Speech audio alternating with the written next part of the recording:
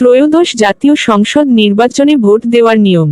১. Voter তালিকাভুক্ত হতে হবে। আপনার নাম হালনাগাদ ভোটার তালিকায় থাকতে হবে এবং বৈধ জাতীয় পরিচয়পত্র এনআইডি থাকতে হবে। ২. ভোটকেন্দ্রে উপস্থিত হওয়া। নির্বাচন কমিশন নির্ধারিত তারিখে সকাল নির্দিষ্ট সময়ের মধ্যে নিজ নিজ ভোটকেন্দ্রে যেতে হবে। ৩. ভোটার যাচাইকরণ। ভোটকেন্দ্রে দায়িত্বপ্রাপ্ত কর্মকর্তারা জাতীয় পরিচয়পত্র দেখে আপনার পরিচয় যাচাই করবেন। অনেক ক্ষেত্রে আঙুলের ছাপও নেওয়া হয়। ৪. ব্যালট পেপার গ্রহণ। যাচাই শেষে আপনাকে একটি ব্যালট পেপার দেওয়া হবে, যেখানে প্রার্থীদের নাম ও নির্বাচনী প্রতীক থাকবে। ৫. ভোট প্রদান। ভোটকক্ষের ভেতরে গোপনে নিজের পছন্দের প্রার্থীর প্রতীকে সিল বা চিহ্ন দেবেন। ৬. ব্যালট বাক্সে ব্যালট জমা। ভোট দেওয়া শেষে ব্যালট পেপার ভাঁজ করে নির্ধারিত ব্যালট বাক্সে ফেলতে হবে। ৭. ভোট সম্পন্ন। এভাবেই আপনার ভোটদান প্রক্রিয়া সম্পন্ন হবে।